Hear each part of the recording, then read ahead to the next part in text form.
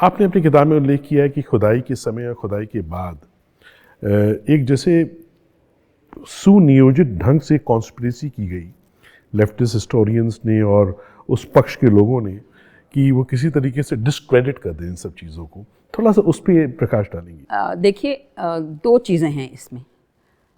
सबसे पहला है कि 1992 में जब बाबरी मस्जिद का ढांचा गिरा, तो जब वो गिरा तो पूरी दुनिया के न्यूज़पेपर्स, पॉपुलेशन, वो इतने लोग थे वहाँ पे।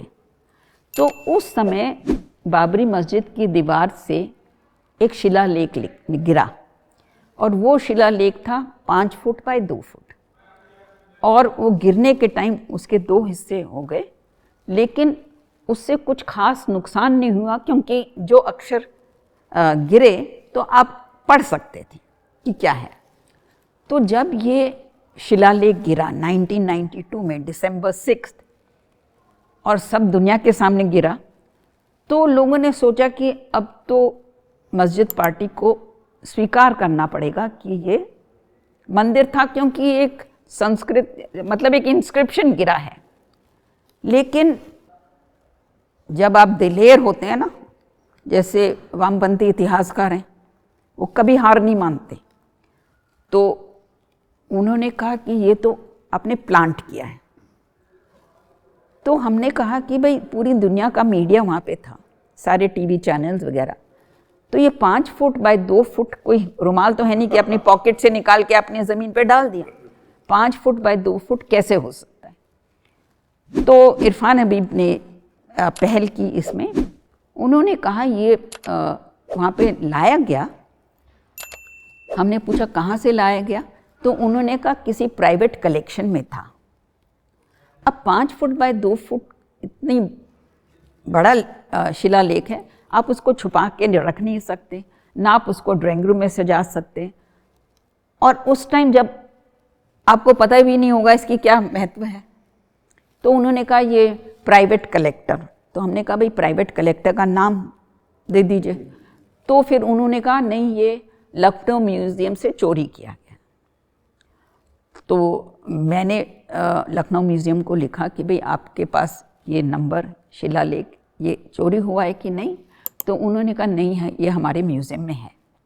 लेकिन as a private individual you can not press more than that. क्या हुआ कि जब कोई झूठ ज़्यादा देर तक नहीं, बिल्कुल, तो प्राइम मिनिस्टर के ऑफिस ने एक अयोध्या सेल एस्टैब्लिश किया, और उसके एक सदस्य थे किशोर कुणाल। तो किशोर कुणाल लखनऊ म्यूज़ियम पहुंच गए और उन्होंने कहा मुझे ये शिलालेख दिखाइए जो आप कह रहे हैं। तो उनको दिखाया, उन्होंने उसकी फ़ोटो छापी, और वो शिलालेख जो हमारे पास है उससे कोई मेल नहीं था, और वो शिलालेख जो लखनऊ म्यूज़ियम में था उसको कुछ पढ़ भी नहीं सकते थे।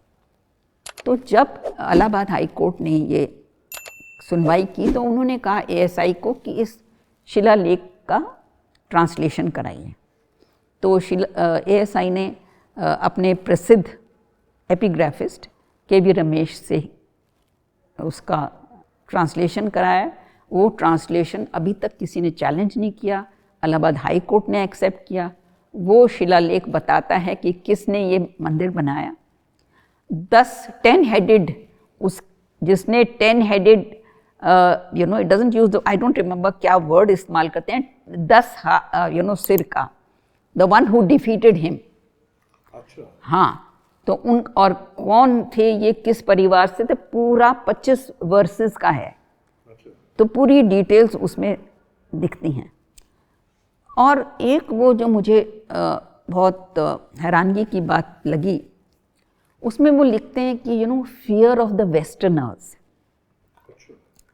तो इसका मतलब है कि ये तो बाबर ने बनाया था ना मस्जिद, तो इसका मतलब है कि पहले भी यहाँ पर आक्रमण हुए थे, और उसका सबूत हमको बाद में मिलता है जब एएसआई एक्सकवेशंस करती है। तो shall I just talk about the, तो एएसआई एक्सकवेशंस जो हैं सिर्फ वो ही चीज़ है जो हमारे पास 1947 के बाद नया सबूत है। बाकी सारे सबूत कोई नहीं कह सकता कि ये बीजेपी, वीएचपी, आरएसएस ने इकट्ठे किए। ये सारे कॉलोनियल पीरियड में इकट्ठे हो गए थे। वो तो अपना काम कर रहे थे, उनको क्या पता था कि भाई ये डेवलपमेंट्स होंगी। सो जो एएसआई की एक्सकवेशंस थी, उन्होंने 2007 में इलाहाबाद हाई कोर्ट के आदेश पर एक्सकवेशंस किए, और एक्सकवेशंस की इतनी कड़ी शर्तें रखी इलाहाबाद हाई कोर्ट ने। उन्होंने कहा हर रोज़ जो आपको खुदाई में मिलता है वो दोनों पार्टीज़ के जो लोग हैं, जो रिप्रेजेंटेटिव्स हैं, वो हर रोज़ के साइन करेंगे, ताकि बाद में कोई नहीं कह दे कि भाई ये हमारे सामने नहीं हो। मतलब इतना कड़ा। So in any case the report showed कि that site had been occupied for 2.5 millennium, और उस साइट पे कभी भी कोई महल या घर नहीं मिला बना। It was always a sacred site, पवित्र स्थान था, और जिसमें एक के बाद एक पवित्र स्थान पवित्र बनते गए, जिनका हमको सबूत है। लेकिन which was a surprise for me, 10वीं शताब्दी में वहाँ पर एक मंदिर बना,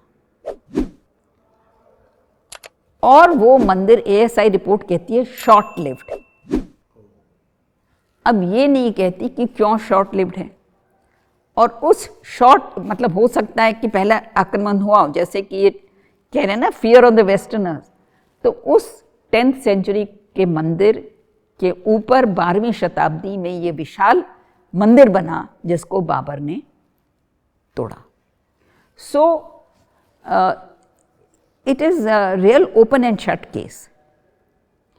और ये एक्चुअली हमको सोचना है कि भाई ये हमको 500 साल लग गए, जबकि दूसरी पार्टी के पास एक भी सबूत नहीं था। बिल्कुल। तो ये 500 साल लगे, तो इसका मतलब है एटलीस्ट लास्ट 50 ईयर्स तो हमारी कमज़ोरी है ना। बिल्कुल।